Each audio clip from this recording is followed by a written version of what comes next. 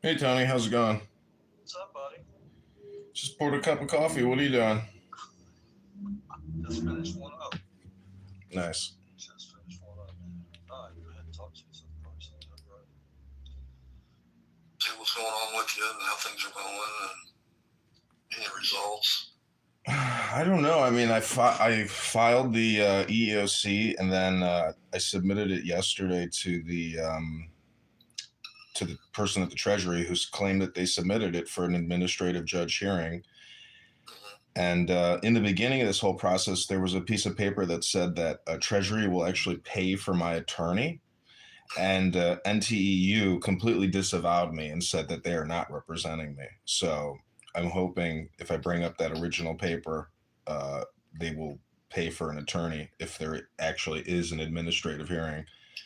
If not, I'll just do it pro se. Um, and, it's my belief that I was sexually harassed and there were threats of workplace violence, and we'll see what they say. Right. So what was NTU's reasoning? They gave no reason at all. Just, we're not representing him in this matter. Thanks, Union. Wow. How are Well, you doing? that's kind of fucked. Well, I just filed my EO. Oh, wow. Yeah, had an intake last Thursday, and I had originally filed one. Probably, gosh, I don't know how long it's been. I actually recalled it and canceled it. It's been a while back, but I'm waiting for them to submit the whatever the form is to formally file it with the EOC, which I will do. So Tamika's been removed. Wow. Mm-hmm. So Tamika is not getting reassigned back to Atlanta, where she was for a couple of years. Her and Adam can't get along. So, I was writing down section chiefs that I've had since I've been here. I got a couple of duplicates on the list, but yeah, it's pretty lengthy. Anyway, so it was announced, I guess around the first part of January that she was taking a leave of absence. She might come back, she may not come back, she might get reassigned, whatever. So official announcement came out today that she was getting reassigned to Atlanta. But we all knew. I mean, I knew. Come on. We've been around Adam now 4 or 5 years, and it's kind of his MO. So she's gone. But before she left, she did my eval. Wow. My annual on January 8th. And again, same rating 3 years in a row since I filed my RA for telework. Same rating, didn't go up, didn't go down. The 2 years prior was submitted as a higher rate, and Adam said, no, I'm not signing that until you lower it. So the grievance was filed on that right after, 25, I guess. And then obviously the government in general was not looking at grievances to the unions because they don't recognize the unions. But nonetheless, it's been sitting there. Anyway, January 8th, I had a meeting with her and through Teams, and she's like, well, I need to schedule this with the union. I want to make sure the union's available to sit on the call with us. Which I found kind of odd because that had never happened before. Mm-hmm. And she said, well, it had to do with, because I had filed a grievance last year, that she was given the, I guess, union opportunity to sit on the call. And I'm like, okay, this is weird. So as we go through the eval, she's like, well, Tony, you're going to see the certain CJEs. I didn't rate you on. and it was worded different than the other, the last year's where it said something about she couldn't observe my work. But this year, she put something totally different, basically the same CJEs, but she made the, Tamika, she can't withhold not saying something. So she says it's in front of me, the union, and God. She says, well, I didn't rate those CJEs because I haven't been assigning you any work because you're RA. And I said, huh? So I finally got her, not that I asked her directly to say it or tell her to say it. She said it. Mm-hmm. And basically what I've known the last 3 years was finally echoed. And I got off the call and had a call with the union right away. She's like, holy shit. I can't believe she just said that. I go, well, I told you she'll say it and then forget about it next week. She's like, well, you put an email together, ask for a clarification, just put it together, and so I sent an email basically asking for clarification, who authorized it, basically quoted what she said in the meeting, blah, blah, blah. It was really, really nice letter. AI helped me a little bit, but, and then I put another paragraph in there that basically said that I didn't get into too much detail about ADA and all that kind of stuff, but I made it known that I knew my rights, and basically the RA wasn't being executed per the guidelines of the law.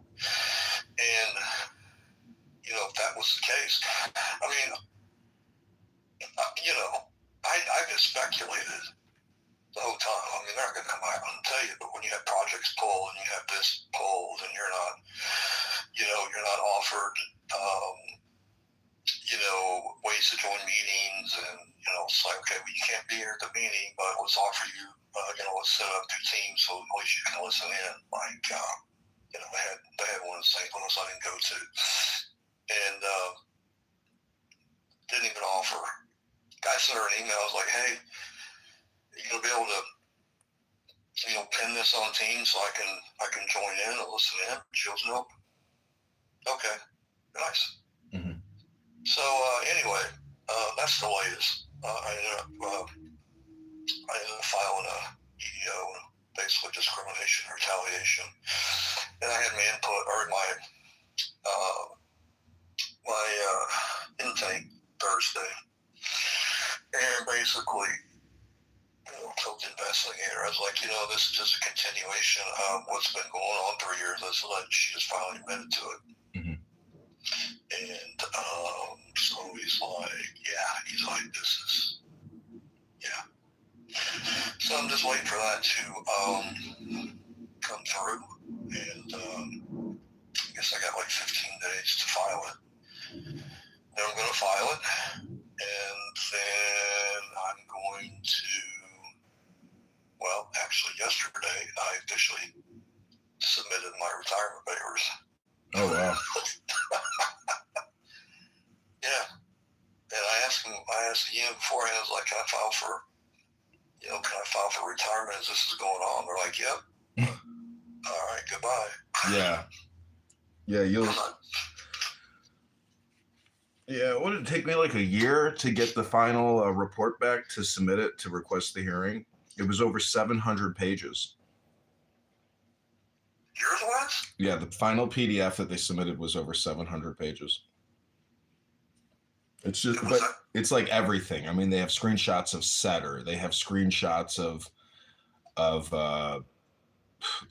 section chiefs, like notes on, like everything, stuff I've never even seen before. It was because, the investigator went to all these different people and gathered all this stuff, but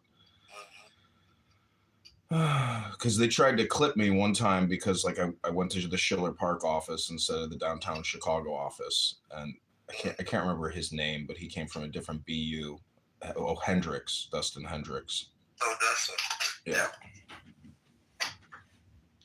But what do you mean? You went to another BOD, and what do you mean? yeah, they said I wasn't at my at the pod, but I went to the office closer to my house, which was where I was originally supposed to work, but then Adam switched it on me at the last minute, and then the guy who took the guy who would have refused the position, who took the Schiller Park office, never did a fucking thing, and he was gone in less than a year. Went to a different agency or something. Somebody that worked for facilities? Yeah, some guy that had an MBA. He never did a thing. Never saw him. He was only there for like a couple months and he left. I don't know who the hell that is or was. I can't remember his name. I don't even. It doesn't matter. But well, congratulations. So when do you think your retirement package is going to come back? I don't know. I talked to the guy Wednesday and just said, hey, I hadn't seen you. Said you were going to have it like Monday. And he's like, well, I'm waiting on the other party to respond. And, there's always another side of the story. I go, sure there is. So that's kind of what I'm waiting on is for the official go file this kind of thing. So I'm waiting on actually a couple of affidavits from Jamie. One from Jamie and trying to get over to Ken for another affidavit. They're the section chiefs that have submitted me for a higher rating. Mm. And Adam said absolutely not. And it's called, the other thing too, the grievance from last year. I mean, I even sent the investigator a copy of that grievance. I go, it's affected my health. I've contemplated retirement. I mean, it's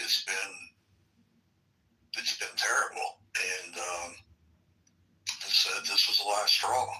I mean, you can't get any dirtier than that than to say, well, we didn't give any work because you're RA. Well, my RA to telework based on, my doctor's recommendation doesn't mean you can't assign me something to do. Mm-hmm. And I've not been sitting here doing meetings that I used to be involved in and consultations that I used to be involved in. I mean, right after, let's see, it was March of 23, my RA went into effect for telework, March 14th. And then I had that little fender bender, I don't know if you remember. Yeah. And then I was off a couple of days. And I had you and Ayana on the project team, and I think I called her, maybe called you both, I don't know, and said, hey, there's a call coming up. Take some notes. I'll be back. Just kind of hold it down. I got back, and they re-signed the fucking project. Yeah. Do you remember that? Yeah. Yeah, and the thing about it is I never got a straight answer at the time. Well, Katie was acting chief. And initially she sent me an email. It was like, well, I'm gonna reassign this to Robbie because maybe give you a little time to heal up and all that kind of stuff, and maybe give you a lesser or whatever. I go, oh, okay. And I caught something in the email about being behind. I go, okay, so you snuck that into the conversation. So then I responded when I got back and said, well, what do you mean the project's behind? Based on what? Mm-hmm. She's like, well, Adam and I determined it was behind. I go, you did? I go, did you check with my two other PMs that were assigned to the project? I mean, did you check with W&I and NDC? And the thing about it is, I talked to that director a couple times. John, what's his name? John Kilcoyne. And I called him the first time. I was like, John, hey, it's Tony. He goes, Tony, what's up? I go, not much. I go, hey, it's been reassigned. I said, they told me it was behind, which I didn't think it was behind. He goes, it wasn't behind. I think it was an overpromised deadline. Mm-hmm. And he just said that we had no complaints. Yeah. Nobody on my team complained to anybody in facilities about how you run the project. I said, well, so I put two and two together, just kind of, one after another. I mean, with, since I stood up to the process and, went through arbitration and basically challenged Adam. I mean, he's been an asshole since. Mm-hmm. Yeah.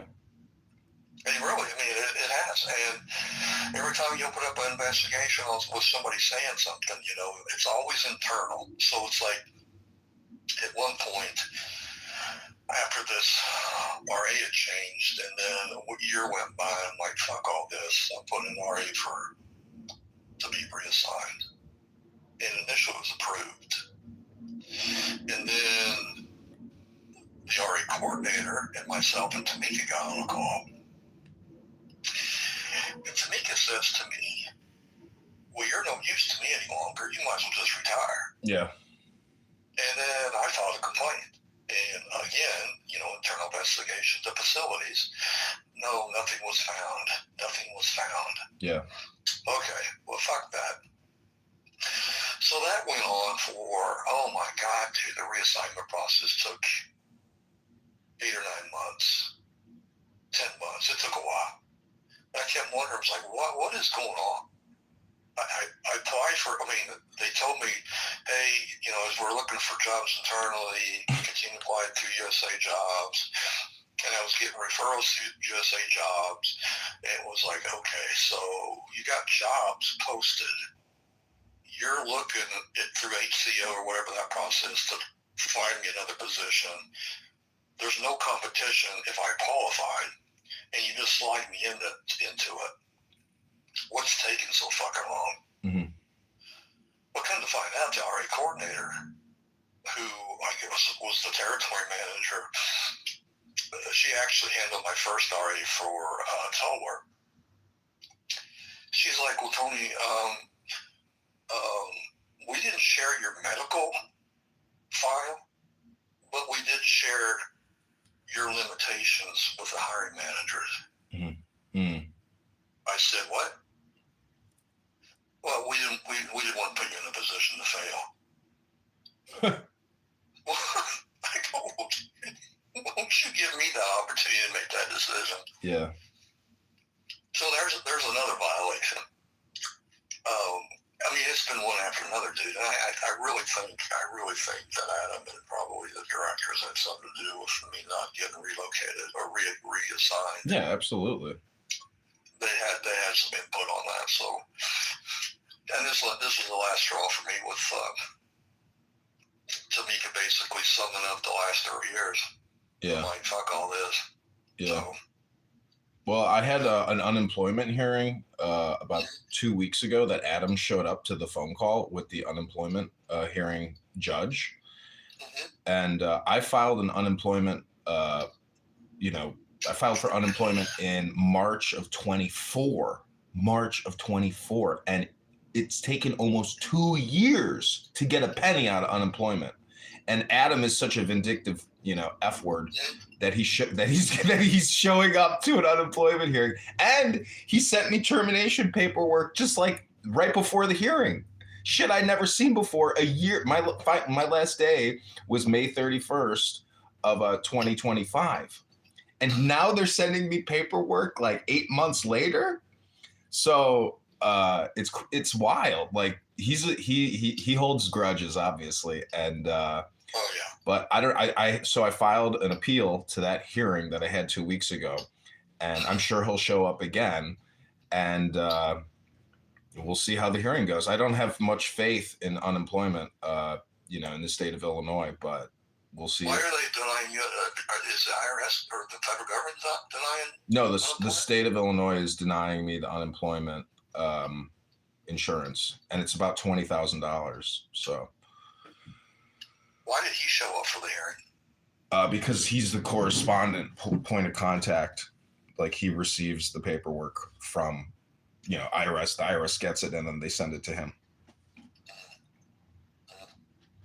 Yeah. Reminds me, I'd like to send them more evidence, but I think what I sent should be sufficient. And Somebody told me talk to the judge like they're a baby holding a teddy bear. Because this last judge I was on the phone with, he went bananas and started screaming. I said, I thought this was supposed to be a different judge on the call. Her name is Shannon. And he goes, it doesn't matter who it is. I'm here. I know what I'm doing. I've been doing this a lot of years. You ain't got to worry about it. And he goes, and you know what? I don't have any jurisdiction in this matter. So this case is closed and you can file an appeal. And then that was it. I was like, holy shit. Wow. Holy shit. Did Crazy. he sound just like that? Yeah. Adam didn't say a word. Just, yes, judge. That's it. Why are they giving him the point of contact? Shouldn't it be the IRS fucking lawyers? I mean, they have IRS lawyers.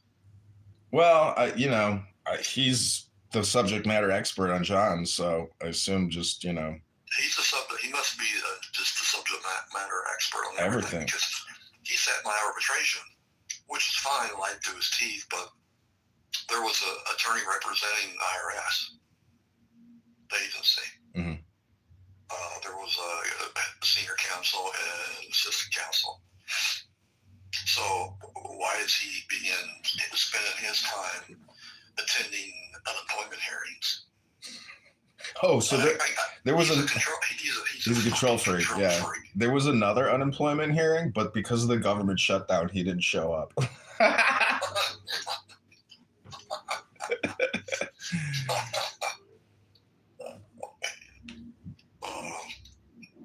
This facilities. The thing about it is, it's like, how do people? Well, let me rephrase that. How does this organization not think there's a problem when you got people running out of here after a couple of years, and then they may go to another market, another territory, and everything's completely different. It's like the whole. I mean, I don't get it. What I don't understand is, why is somebody not holding this guy accountable for his fucking actions? I don't understand. I don't get it. Well, there are mysteries in life. Yeah.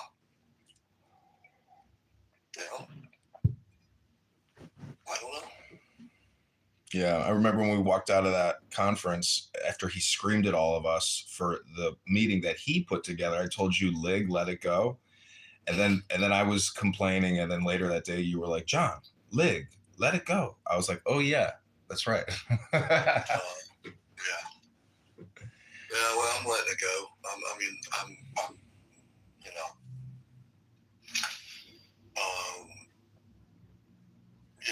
they violated my ADA and what's the other one? The Rehabilitation Act of whatever, and then being a protected veteran too as well.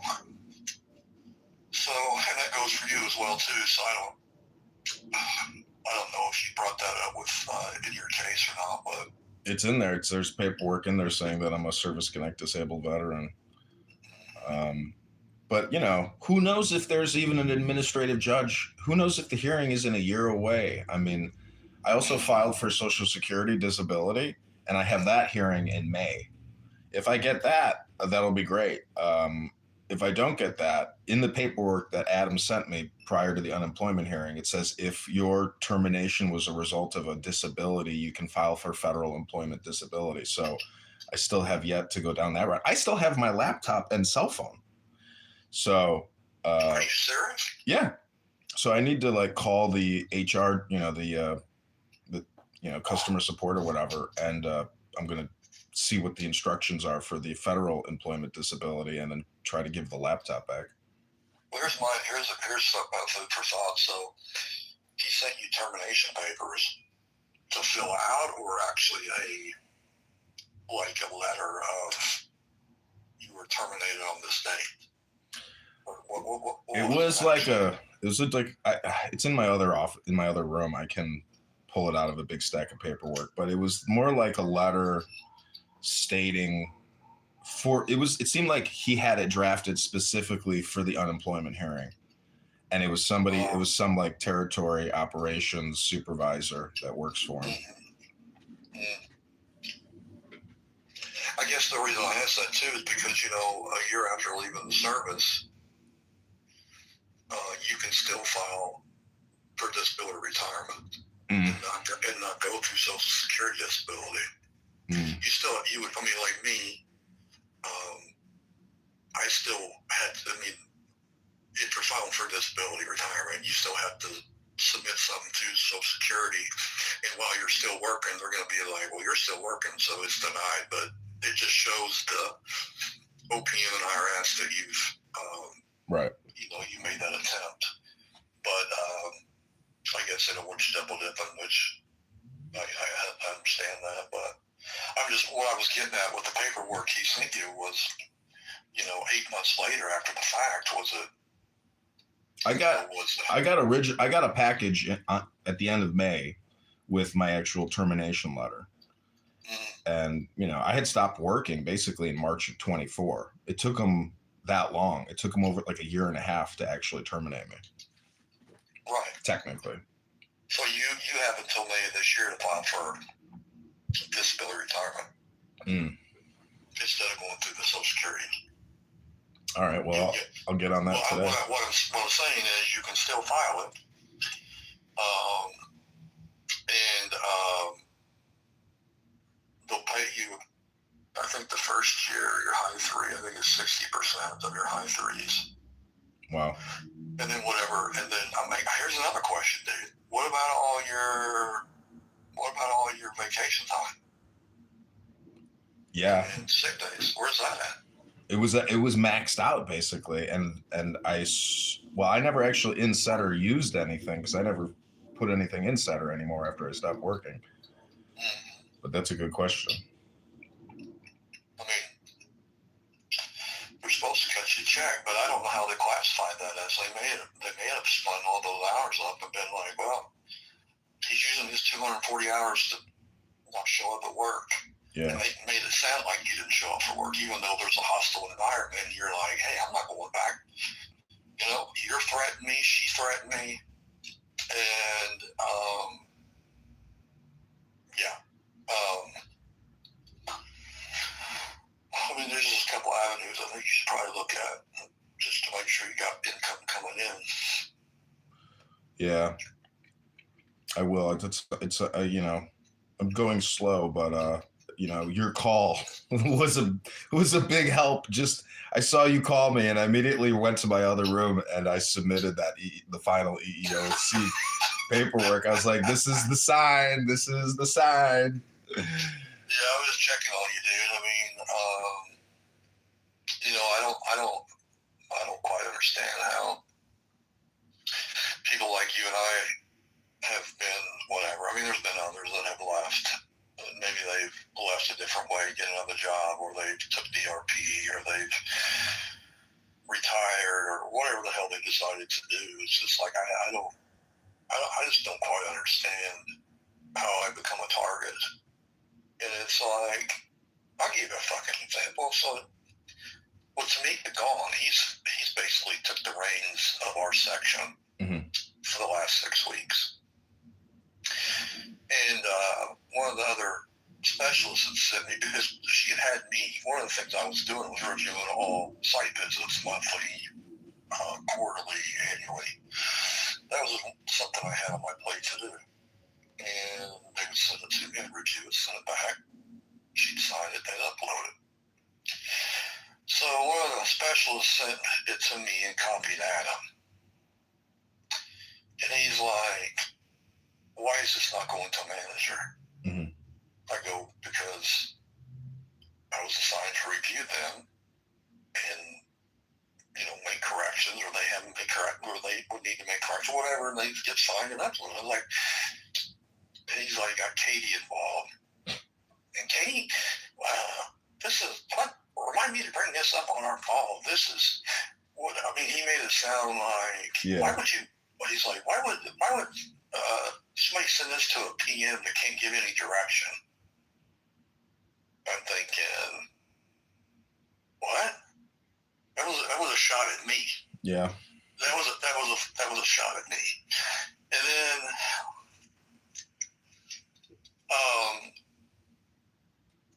I had set up some folders in SharePoint for training and some other things, and she'd asked me to kind of organize all that, make sure training was getting done, and I wasn't tracking it from an ITM like they do in the system. I was making sure certificates were easily found and they're in one spot for our section, and if somebody needed them, blah blah blah. So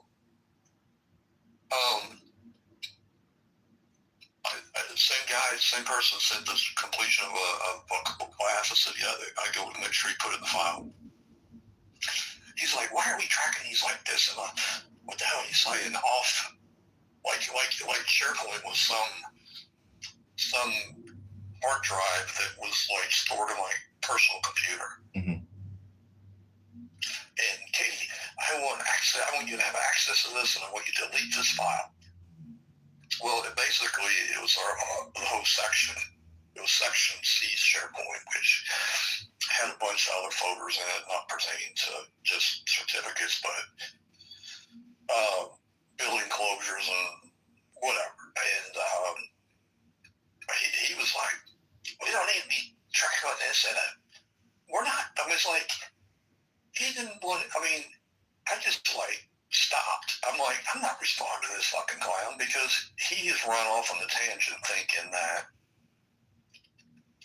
whatever he's thinking, he's not going to listen to my response. Yeah. It was like, dude, we're not tracking these at a ITM educational level. We're just making sure we got the certificates. What can't you fucking comprehend? He didn't want to comprehend it because it was me involved in it. Yeah. You see what I'm saying? Yeah. It's neurotic, and it's microaggression, and it's anything he can do basically to play a fuck game with you. Like, he'll just just do it. Yeah. And then a couple of days ago, I got a ticket from NDC over the CPS project. And if you recall, we were on that for a year. You recall? Maybe you don't. I don't know. No, I do. I wrote a lot of notes on those stupid phone calls. So do you remember the 3 CPS managers' offices? Yeah. They demanded. Yep. Part of the hiring initiative. They're like, hey, once we build this, we're going to hire people and managers, and we need to have these 3 offices built. Okay, great. So I didn't really keep up with the project. Nobody consulted with me. Nobody reached out to me. Robbie didn't.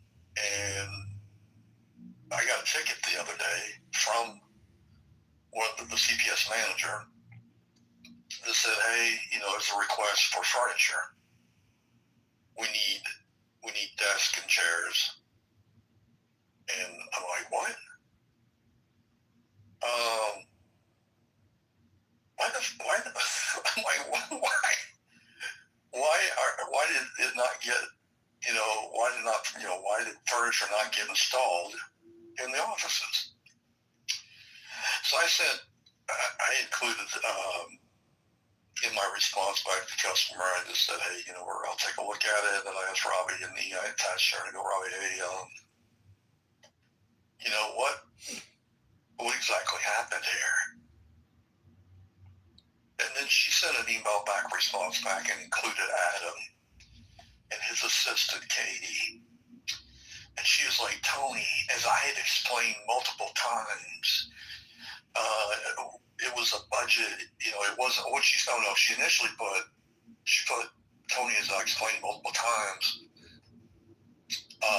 this wasn't in the original project scope. Yeah. And something about funding and change order and talking to me like I'm 6. And I didn't get a chance. It was late in the day. I get a chance to respond to it. I kind of sat on it, and in the morning I was like, okay, I'm going to respond. In the meantime, Adam had responded. He's like, Robbie, something about And then I responded with the fact that here's the drawing from I think it was July of 22. It showed the 3 offices, hard-walled, and with furniture. And basically put, they were adamant about having this done. We had $22 million. I'm not quite understanding, I mean, at the end of the day, Adam's the one that proves the shit. Mm-hmm. So he's aware. And so I put this whole thing together. And I said, by the way, I keep getting asked about why the generator. Okay, so here's another example, dude. So, we had a permanent generator installed with that project for backup power, a big expensive generator. Mm-hmm. Do you know she only spent enough money to fucking commission the generator on fuel? She put fuel in it, they ran their test, did their commissioning, and then did not fill the fucking thing up. And do you know, she didn't reach out to me and say, oh, hey, by the way, this thing doesn't have any fuel. So, I guess it was last fall. It was, I think it was right before the shutdown. And then Ted notified me through a ticket that said, hey, we need fuel. This thing, we can't even, it's not going to run. I go, what? Yeah, he's like, yeah, they didn't put any fuel in it, just enough to get it commissioned. And I'm like, why? He's like, I don't know. So we went into the shutdown, and then I got back, had to redo the whole quote again, get that all approved. And it became an emergency because it was getting ready to become the holidays and people were getting ready to go on vacation. And then, here I have Adam in my ear. I have the AD in my ear who's reporting back to the head of facilities in Washington, D.C. because the NDC is complaining there's no fuel. Mm-hmm. So again, I'm drug in the middle of something to fix, even though it's my POD. Why is nobody going, why didn't you project management practice is when you're doing a project, you either fulfill everything on the project that you can within budget. If not, you at least need to let somebody know, oh, by the way, you might want to think about getting some funds for fuel in this thing. But I guess my main question would be, why did you just put enough fuel in it to commission it? That makes no sense to me. Yeah. It makes no sense to me. So I asked her that too in the email.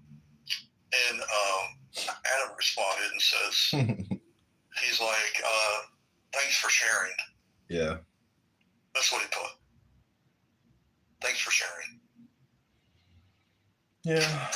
Well, when I first got hired, I had to fly out to Minnesota with Adam to meet with a bunch of people at the pod there in Minneapolis or in Bloomington, and there was a dispute over a window seat, and so I pulled up like the code showing that the seniority, the EOD gets first choice, and we'll have to you'll have to work this out.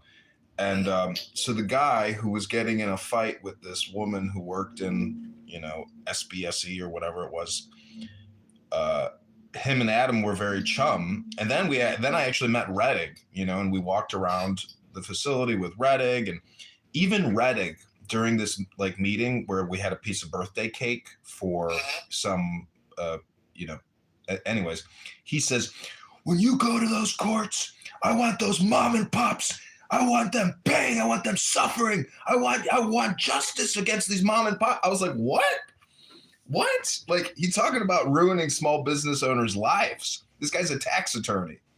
But anyways, the guy that we met with Adam, when we get back to Chicago or like a week or two later, he goes, hey, remember that guy we met, and we spent the day with? I said, yeah. He goes, oh, well, he died. I was like, he died? Like, yeah, he retired and then he died. I was like, wow. So, that the whole, like, the way that he handles things is so crazy. Like, what does he think is going to happen to him? After all this is said and done, like, why does he do it? It's because it's like psychology. It's him. It's like, it's so at least I have some satisfaction in knowing that it's all like a show, and he's gonna croak, I'm gonna croak, but the way that we interact, like, that's really the whole thing. And that guy, it's crazy because it's like it's like becoming the president. It's a for life position appointment, and so it's like politics. It's crazy. Like, how the hell is it a political position? And that's what it becomes. It's crazy.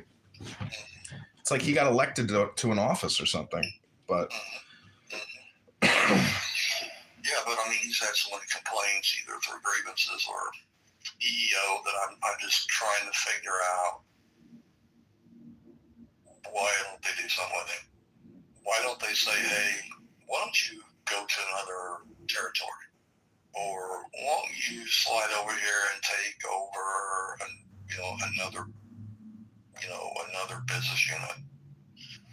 I mean, it's because he shows up and he has just enough knowledge to be able to play the game. And, he can claim everybody attacks him because nobody wants to do any work. It's just that type of shit. That's what it is. And people in DC, I was really annoyed. Like, when my last day there, Tamika comes up to me. She says, by the way, we're pulling you from the Duluth project, and we've made a new hire in Duluth. We're pulling you from all your projects, and you don't have to do the motor pool vehicle anymore. And then they had a meeting, and Adam literally, like, sat himself in front of me and turned his back to me. And then we had a meeting, and then I was like, okay, this is it. Like, I'm done working here. Like, they've got somebody to replace me in Duluth. I'm no longer doing motor pool vehicle. Like, what's the point of even being here? Like, I'm done. This is it. I'm not coming back to work anymore. Like, I can't believe this, but this is it. Bye. And then they have these DC people that they bring in who don't know anything about anything. And one guy says to me, how you doing, John? Are you doing okay? You doing okay? I said, yes, sir. Doing great. And total waste of time. You weren't there for that meeting, and total waste of time. And I think I pissed off Adam because this woman gave us a 2-hour presentation on how to file for mileage, compensation, or how to do a flight versus driving. And I raised my hand. I said, ma'am, I said, no offense, but my income taxes are actually easier to do than to try to calculate whether or not I should fly or drive. I was like, how is this not automated? Why is this like, a physics equation that no one can solve? And then our coworker, what's her face? She whispers to me, she says, John, it's a jobs program. I was like, oh, okay. The whole fucking thing is a jobs program, you dummy. So when Adam, you're up in Chicago with Adam, the last time he sat in front of you, was that part of the meeting with just you and him and Tamika? No, that was in KC. It was, territory meeting. That the last time I saw you when was that the last one? That was back in like February or March of 24, I believe.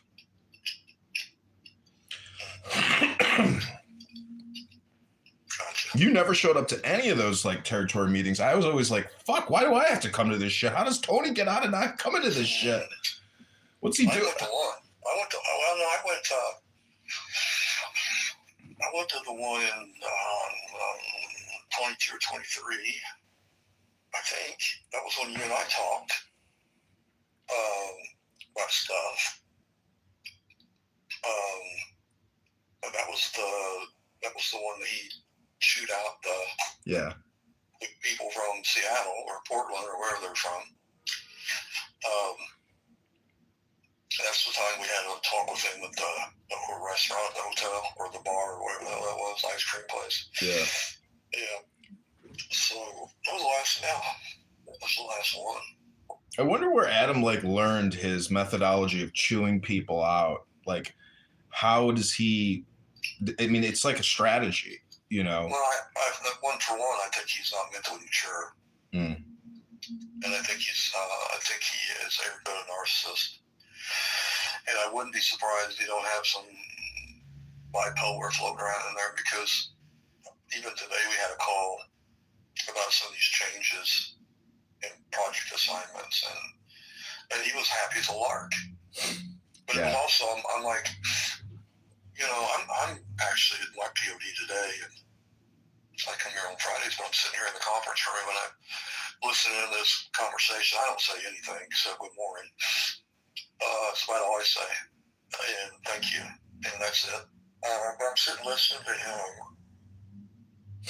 It's like, everybody have a great rest of your day and a great weekend. And, I appreciate everything you're doing. I mean, it's to me, I think he's just really good at fluff. Yeah. I think he should have been a politician. That's what I think, because and again, I go back to the bipolar thing. He can change on the dime. I mean, I think he has a lot of highs and lows, and just depending on how the wind's blowing for the day, and who's asking the question, and who needs a favor, or who is in the circle, or he's joking around with. I mean, he's talking and joking around on the call with everybody, but guess who? Me. Yeah. I don't want him to. To me, I think it's all. I think it's all a fucking. I don't know. I just think it's all a mirage. I don't believe any of it. Well, that's why I say. That's why I say he's like you think he's a politician. That's why I say his job is like getting elected to a political office. I just remember one time on a call, like I'm working my ass off, I'm stressed out, etc., and he's on the conference call. It literally sounded to me like he was swinging on a hammock on a farm, having a cocktail while we're all, stressed out and doing this and that. At that moment, I was like, this motherfucker. And it had to do with, work from home and all that shit. And I could tell he was just sitting on a hammock, enjoying his view, screaming at all of us, telling us, got to be in your pod, this and that. I'm like, the hypocrisy of this shit is unbelievable. Yeah, I just think he turned. I mean, if he's manipulated enough to get what he wants, to make himself look good, as soon as something goes tits up, guess what? You think he's going to take accountability for that? He's going to be like, well, Tony did this, or so-and-so did that, or they should have did this, or, that's what's going to happen. It's just that's exactly what happened that's what actually happened, I think, with NDC. When I first got that project, it was over Christmas. I didn't take Christmas break that year. He hands me this project. Already had funding. Already had a number. I'm like, come on with these fucking numbers. None of it had even been looked at. He's like, they need this done. I go, holy shit. Okay. So I put this aggressive schedule together based on his basically on his promise to them. He could pull this off. He's going to pull this off. Just him alone. Because at the end of the day, when things are successful and whatever, he's the one that gets the. He's the one who's looking for admiration and whatever. Maybe he thinks he's going to DC to work in HQ eventually and take over the whole show. Who knows? I don't know, but as soon as the shit hits the fan, he's blaming people. So. Have you seen him? Are all his teeth still in his mouth, or did he get any of the teeth, replaced that he's missing in his mouth? Dude, I haven't seen him in 3 years. That's unbelievable. I mean, I saw him on like Teams video calls, him sitting in a conference room, at a distance, but I've not actually been in the same room with him since Kansas City. And then actually these email exchanges I've had this last week, since he's filled in, since Tamika's took a hiatus, it's the first emails and communications I've had from him in probably 3 years. He don't talk to me. He don't call me for anything. It's usually about. Last time I think he called me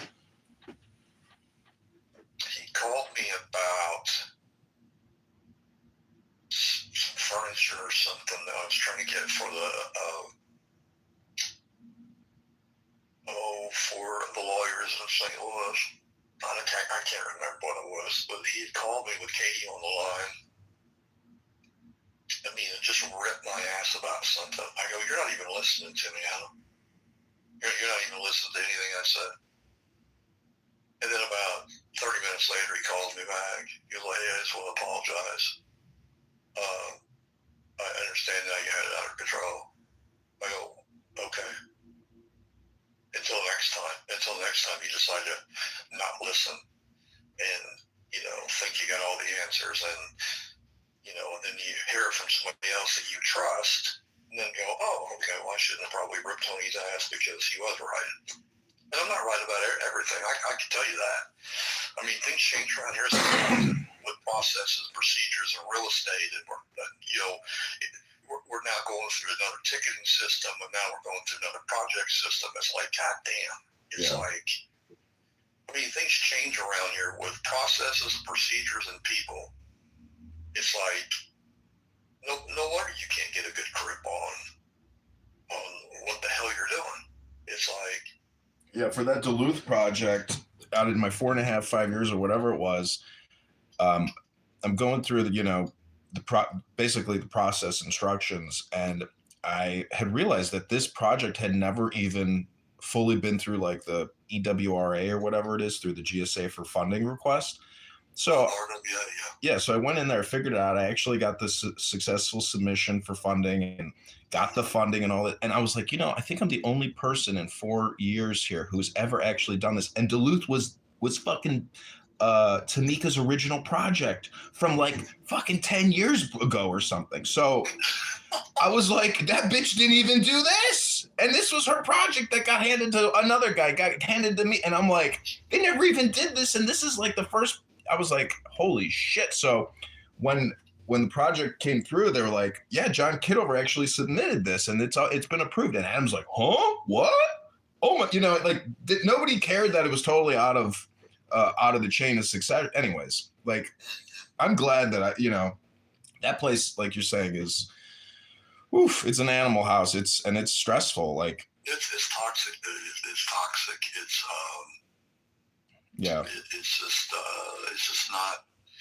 It's not suited for people like us who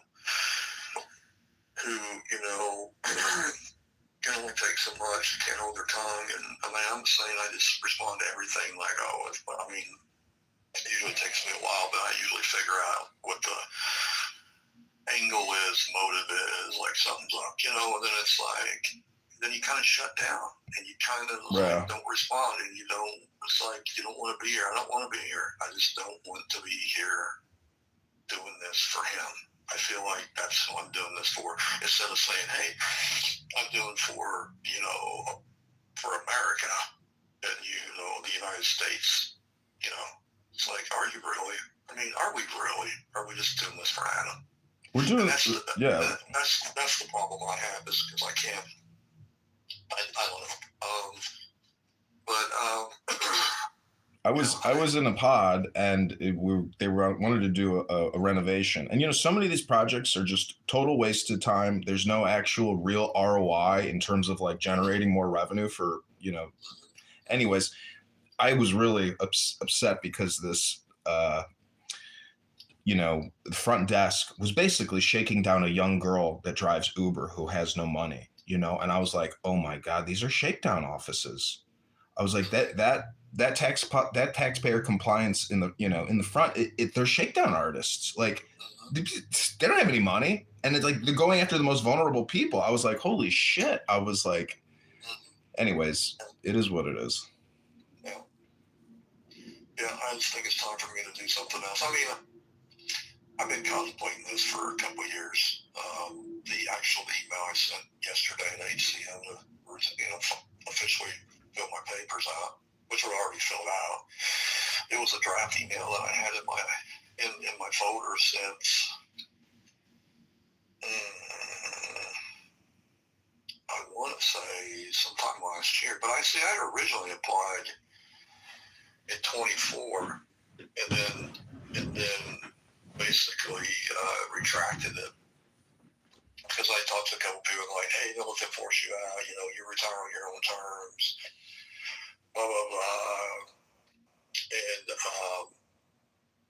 since he kind of got back in the picture this last 6 weeks,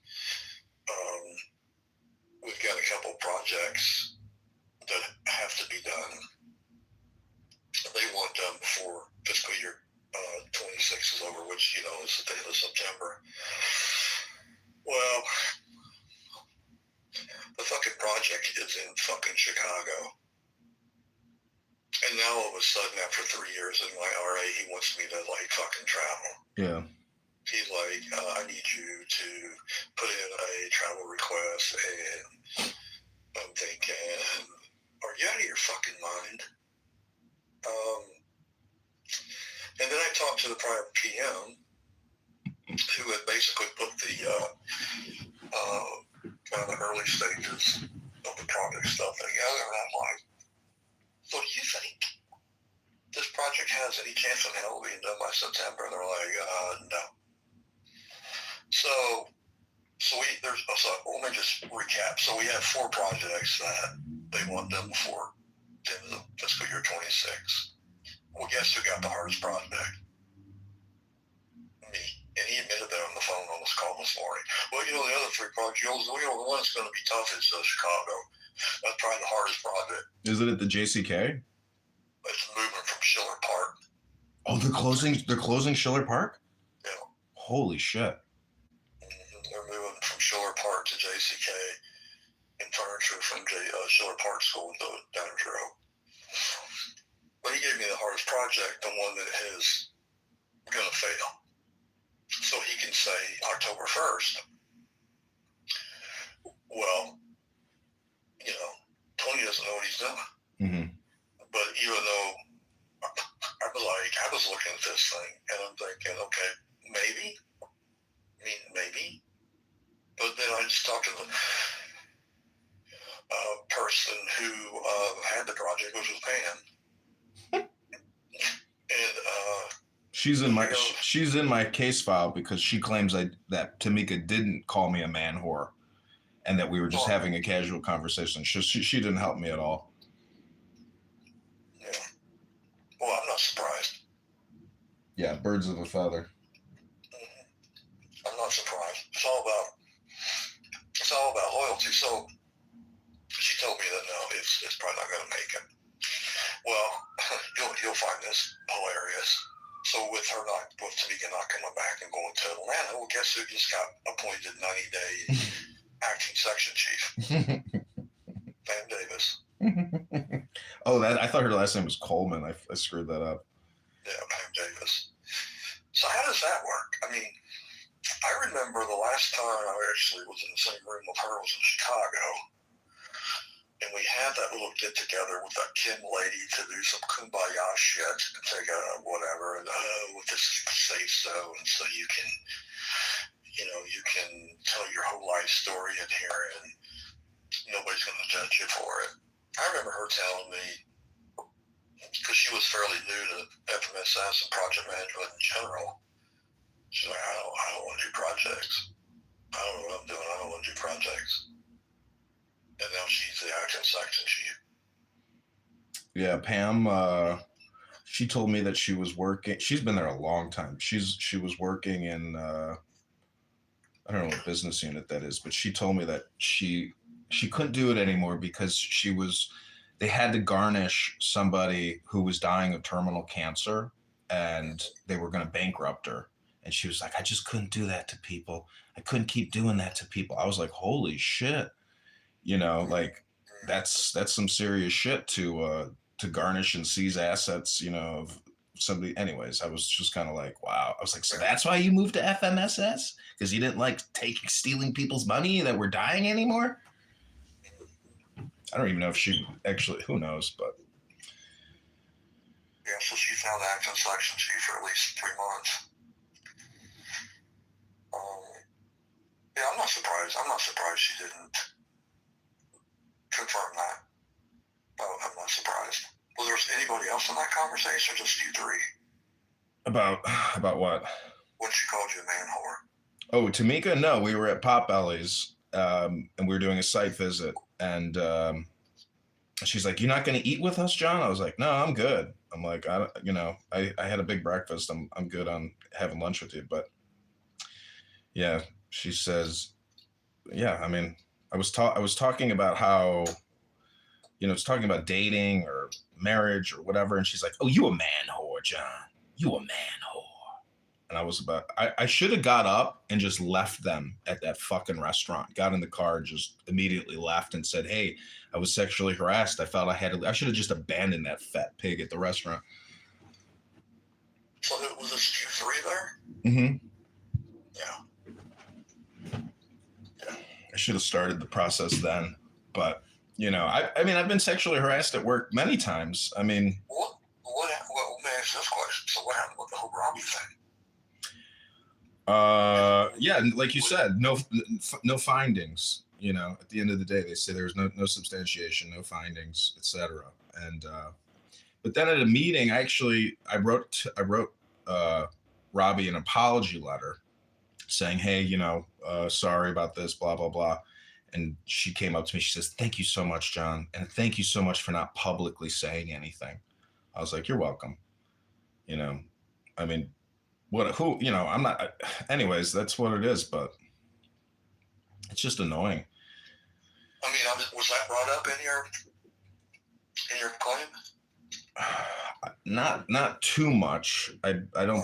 There is things in there saying that as a result of filing that original sexual harassment claim. See, the thing is, they narrow the scope on what they're going to investigate, and that's not part of like the official complaint. But that's kind of what led to all of this. What caused the rift between me, Adam, Tamika, was me, saying that, Robbie is sexually harassing me, saying, "Hey, we can get a hotel room together, wink, wink. We can go in the hot tub together, wink, wink." I was like, "What?"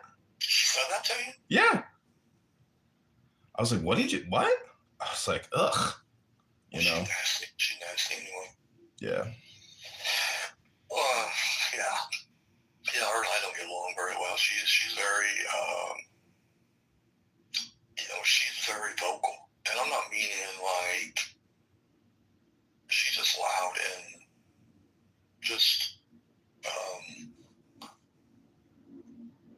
I mean, she's just very, I want to say kind of aggressive in a way. Yeah, she a gangbanger. She a gangbanger from the streets of Milwaukee. Oh, she is? Do you know anybody's past that works there? Do you know anything about anybody that works? No, I don't. So I just know she's just very, I don't know. Yeah, I'll never forget it. I go into an office with Robbie up in Wisconsin. There's only one guy working at the pod. He's like a senior, employee, been there forever. And this was peak COVID. And he says, "Robbie, would you mind putting a mask on?" And she looked at me. She said, fuck that motherfucker, that white mother. Like, I was like, what? I was like, she said that? Yeah. I was like, holy shit. I was like, what's wrong with this woman? This is like a very nice guy. He's being nice to us. Why is she so crazy? She's psychotic.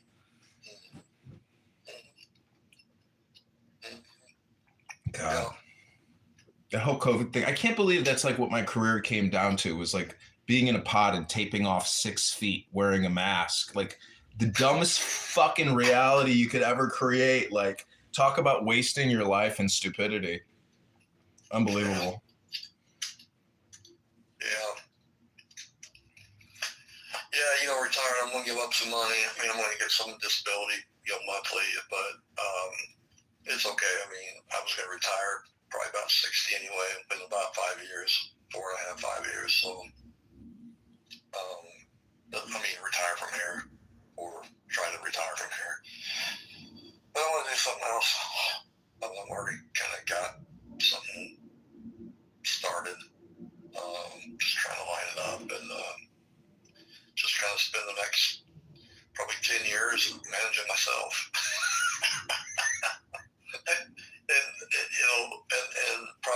willing to work for anybody unless it's like as a consultant or, somebody hires me for, 6 months to go in and whatever. But yeah, I'm not going to work for somebody else. I don't think so.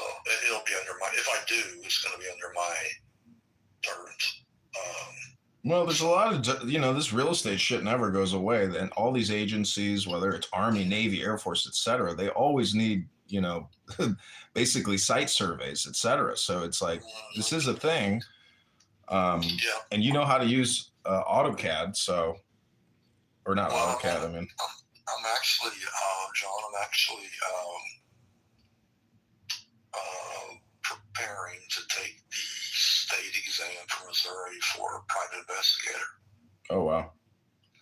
I already have my business name filed with the state. I don't have an EID. I didn't want to do that yet because I didn't want that to be a conflict of interest with, the IRS and all that. But I because also too, I got to still take the exam. But I've been studying on and off, and yeah, I'm just trying to. Sherlock Holmes over here. What's that? Sherlock Holmes. I think between my project management skills and my analyzing skills and my gut tuition, I think I'd make a pretty good goddamn private investigator. And it's not going to be really probably doing some serving stuff or maybe some lawyers and shit like that. Maybe don't privatize fraud or. Yeah, don't privatize mostly like work on like marriage cases of like infidelity. Well, and it stuff. it could be a private civil, but I'm hoping I can get on, maybe get some work with like some of these big insurance companies like State Farm or whoever to do some of their. Who's got it good at the IRS is the criminal tax investigators. Like I play golf with them, and that's like a real police brotherhood in a way.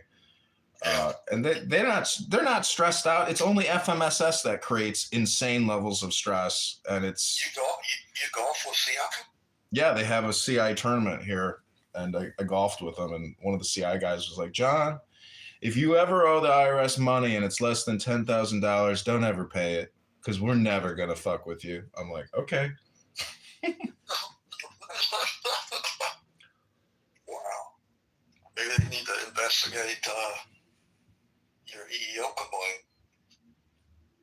Yeah, we'll see how that all pans out. I'm not optimistic on any of this because I ran for Congress. I launched a congressional campaign in August.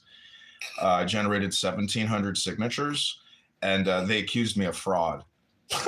The opposing counsel for Darren LaHood, who was a congressman here in Illinois, they accused me of fraud, and I think I accused him of fraud about 1,000 times. But yeah, I mean, they kicked me off the ballot, but I'm a write-in candidate for the 16th district now, and there's no way I'm. How did they kick you off? The election board kick you off? The Illinois State Board of Election kicked me off the ballot. For what? Insufficient signatures. And I challenged his signatures, which I think are fugazi, and they didn't audit his signatures. They only audited my signatures. And it's crazy. Like I've run before. I ran for a committee person here in Illinois, and they challenged my signatures. And so when you challenge a signature, you have to go to that person's address and get another signature and notarize it. And so if you have to go to hundreds of people's houses to get the signature, like they can technically disqualify anybody. It's such a racket. So it's very difficult, to get on the ballot. It's very difficult. You have to have at least double the number of the minimum, at least. When's the election? March 17th is the primary. How many people were you running against? He's running unopposed. I was the only person that ran against him. I had people sending me money in the mail, people calling me, thanking me. But I did a debate against the Democrat candidate, a guy named Paul Noley, and totally clueless. Just people are clueless. Like they have no idea that we're this much in debt, and they don't even give a shit. So he's running against a Democrat in the November election, and there's a good chance that that this Democrat beats him in like a +3, +4 Republican district. So he's putting out all this content, nonstop and touring, but he doesn't hold any open public town halls. Everybody hates the guy, hates him like at a very high degree. It's chance he wins, a chance he loses, But it was interesting running, Yeah. It was a big. I was gonna ask you, did not that I'm not interested in your political career, but I was just thinking off the top of my head, did they give you a copy of the affidavit or the thing I filled out? Yeah, I got that. Oh, you mean I don't know if that's in that final submission. It's probably in there.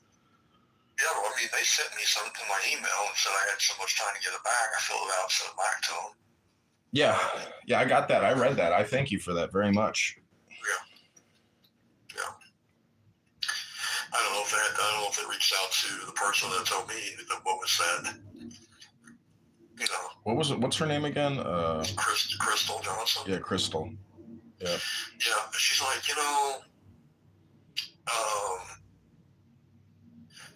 I don't think Adam would have done it. Saying it's one thing, doing it's another. Well, don't we have a fucking no tolerance policy? It doesn't matter what your intent was. You say it, then. With regards to what?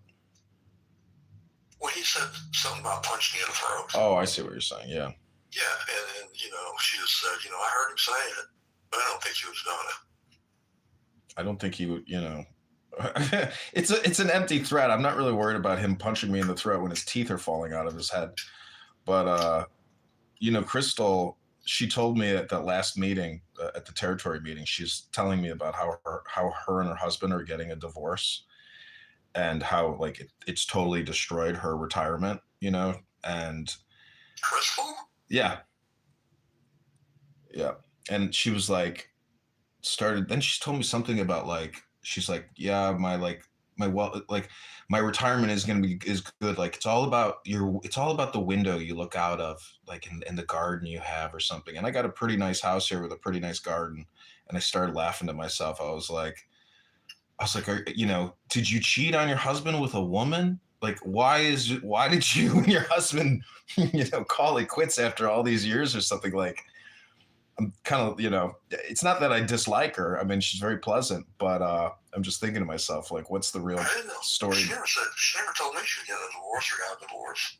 Yeah. I always, she's mentioned to me I haven't talked to her in a while, but I know some of the conversations we've had, she's mentioned her partner.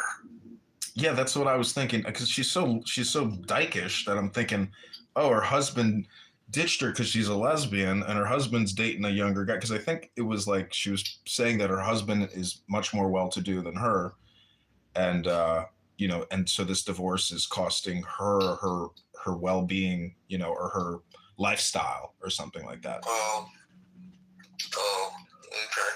Well,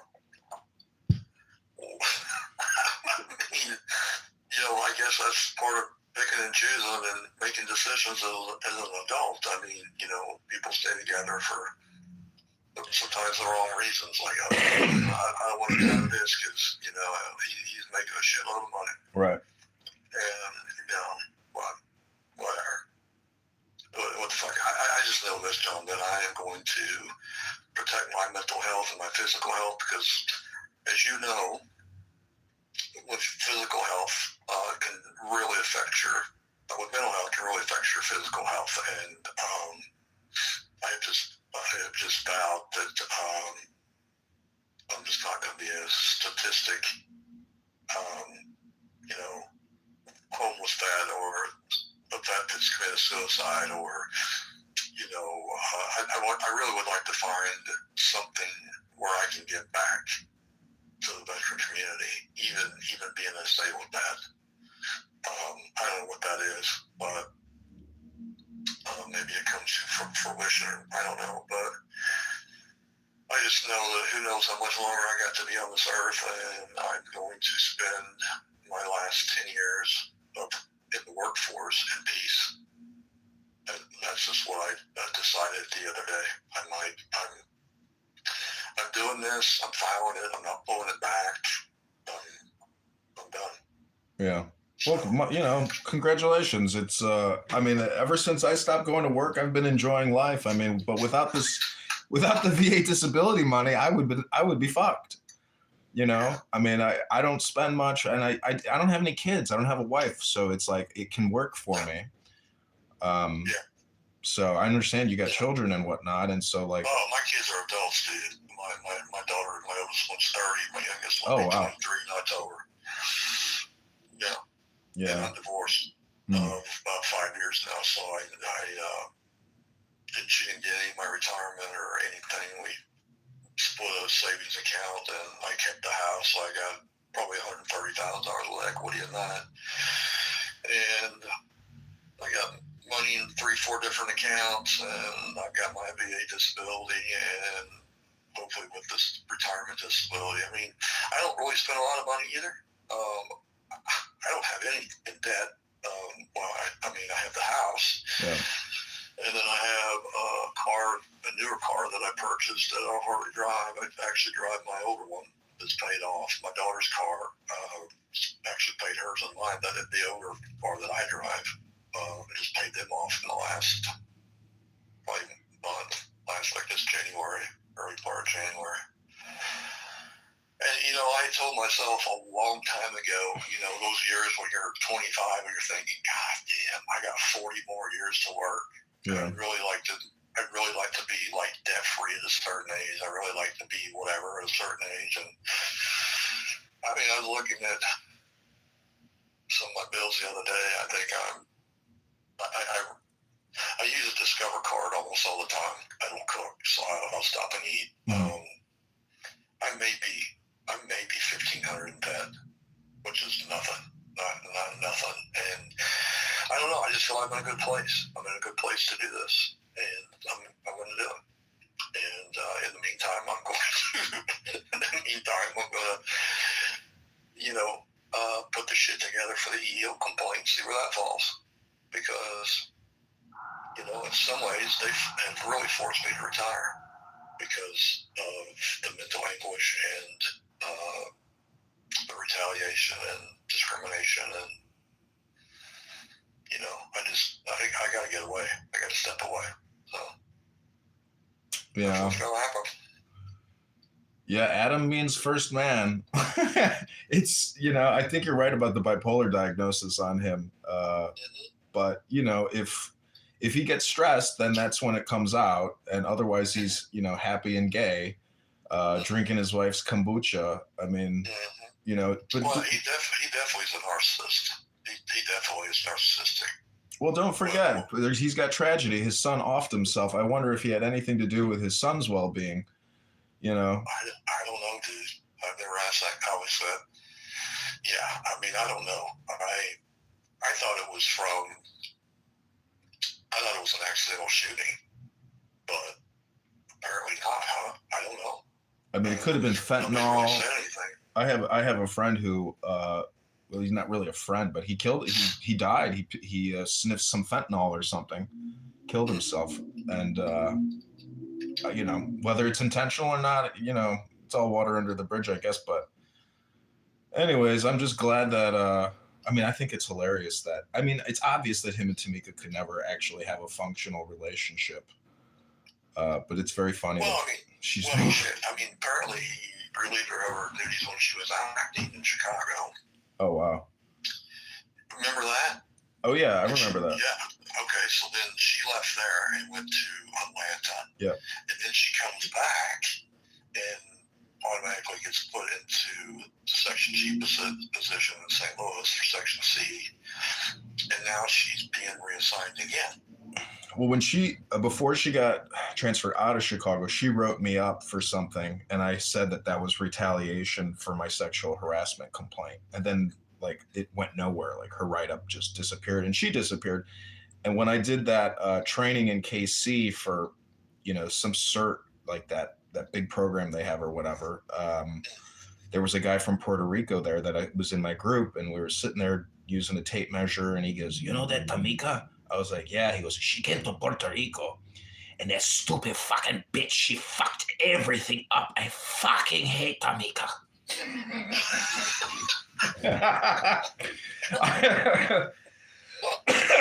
This guy was like an army vet, you know, like a pretty good guy, you know, intelligent, well-to-do, you know, and he's like, I fucking hate that Tamika. She fucked everything up for us. Fucking bitch. Oh, man. Well, whatever. Apparently somebody in Atlanta likes her. So, I don't know. You know, they can shift her around all over the place. If not once, but twice. And can't terminate her, though. Me. It's unbelievable. You can't terminate anybody. I mean, you know, but it is what it is. I mean, you see, the thing is, it's like artificial. I mean, isn't it amazing that the budget is in the billions? You know, never going to be a change in funding. But there's no, I even asked Jamie one time, I was like, now that you're working in portfolio, is there like an alignment between revenue generation and investment in real estate? There's no correlation. It's just like a monolith, you know? Yeah, there's not really anything. I think they just look and say, okay, I think we'll close this building here. Or, I mean, now that,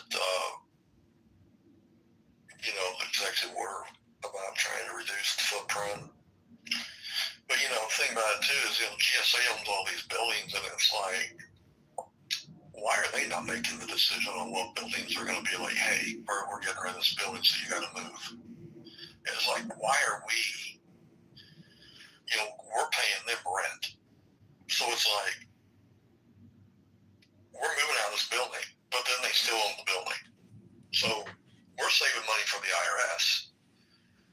But GSA holds the keys to the fucking, you know, they own all the real estate.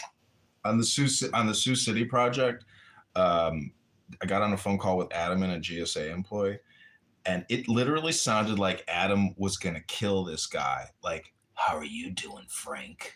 I was like, what? Who's this guy? Like I had never heard Adam like turn into Dr. Jekyll, Mr. Hyde before like that.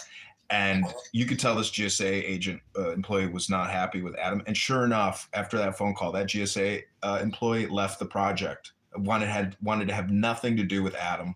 And then we got a new GSA coordinator, you know, who had never had to deal with Adam before. I was like, this is hilarious. Like, Adam has beefs with everybody. Yep, everybody. Yep.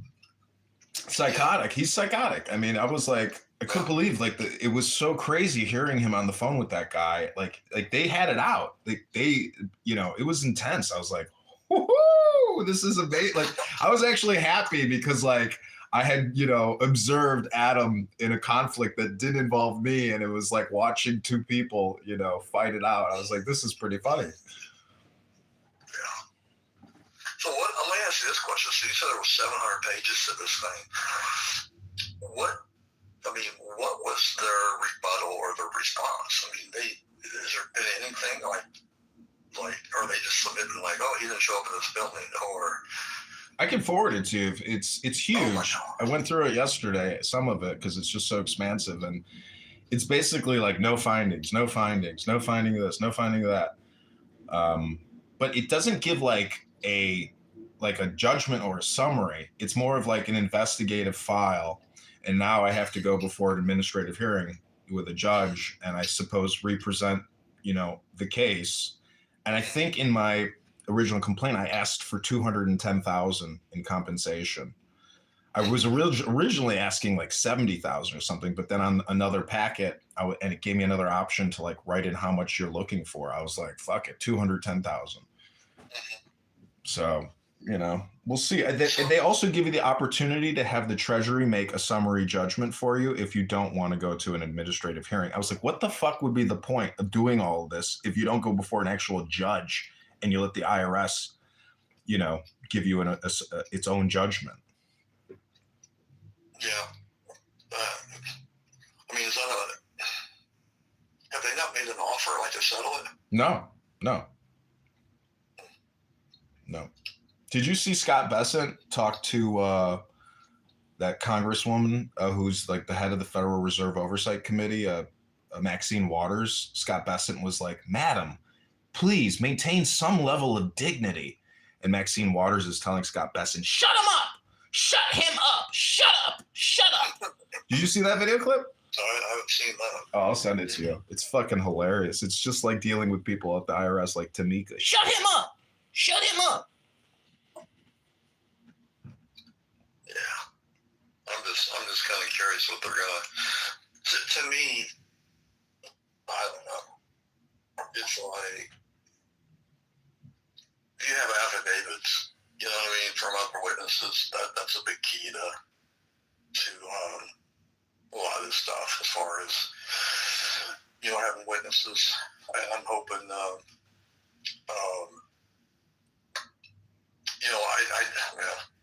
hope mine goes smooth than yours.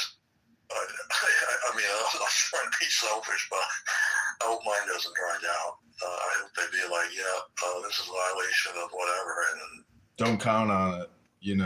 Don't count on it. Because it's just like you're going up against a monolith. They'll give you what they want to give you. Who the fuck are you? You're a nothing. Like, even if you have representation and a lawyer, it's like such a, I don't know. All I could say is good luck. I hope it, results in some type of compensation. Because if you look at like Congress has, have you ever seen how much like Congress has paid out in sexual harassment claims? It's insane. Like, the government spends an inordinate amount of money on settling claims every year. So I just hope to be a part of some type of compensation. And if they rule against me, I can file an appeal, Yeah, I think it'd be much easier if they just settle, because they're going to pay for their lawyers.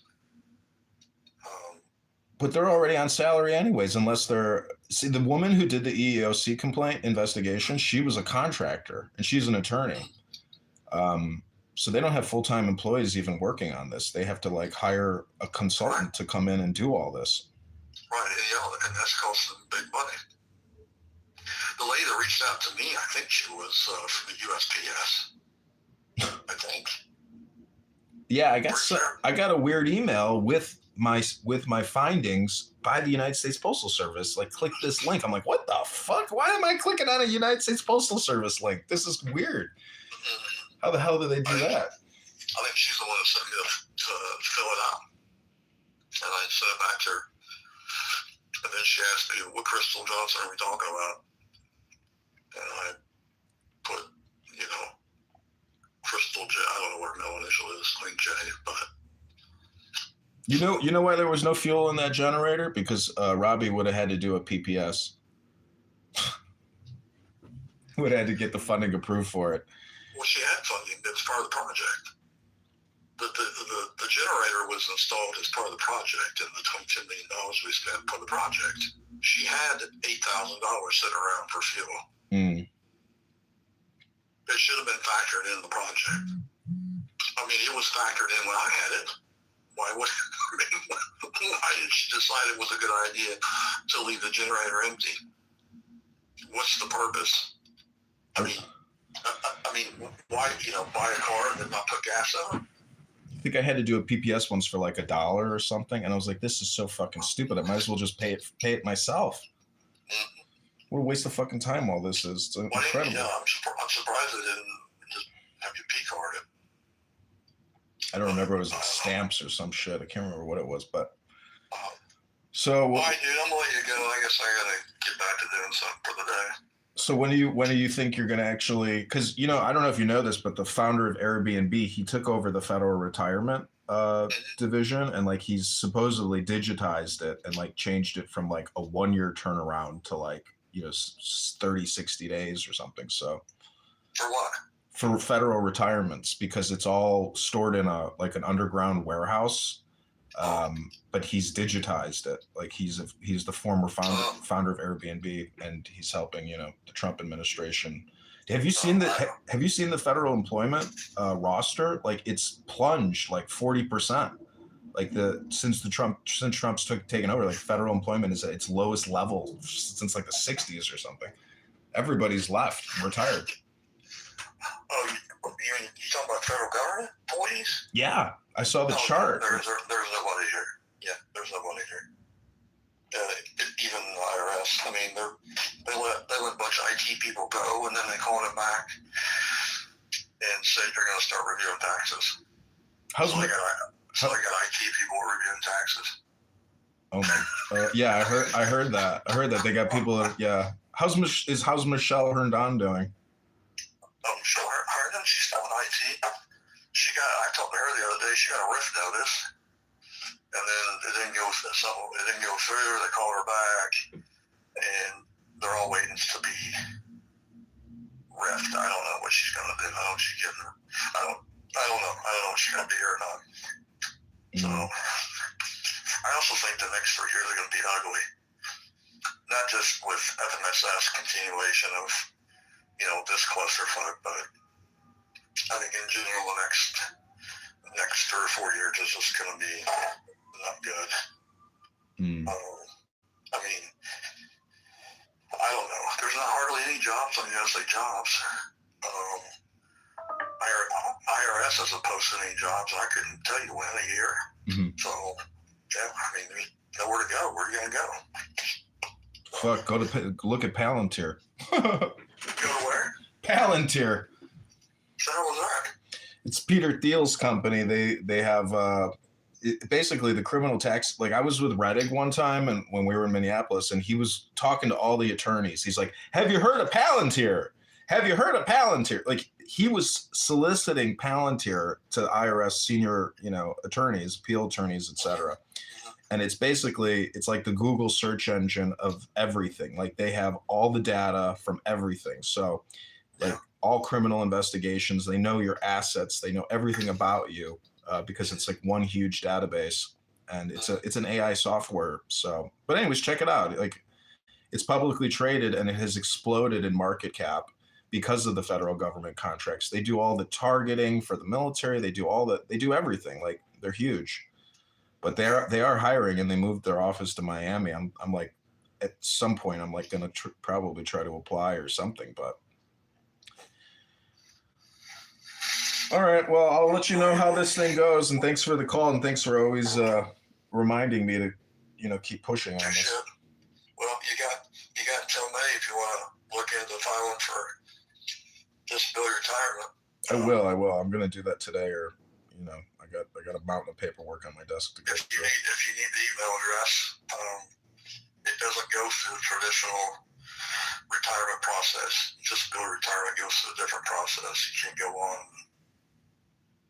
You can't. I don't know. There's a website for regular retirement, DRPs, all that kind of shit. Okay. Well, I'll text you if I have any questions or whatever. Yeah, no worries. Okay. Thanks a lot, Tony. Have a great day. See you, buddy. You too. Okay. Take care. Bye. Bye.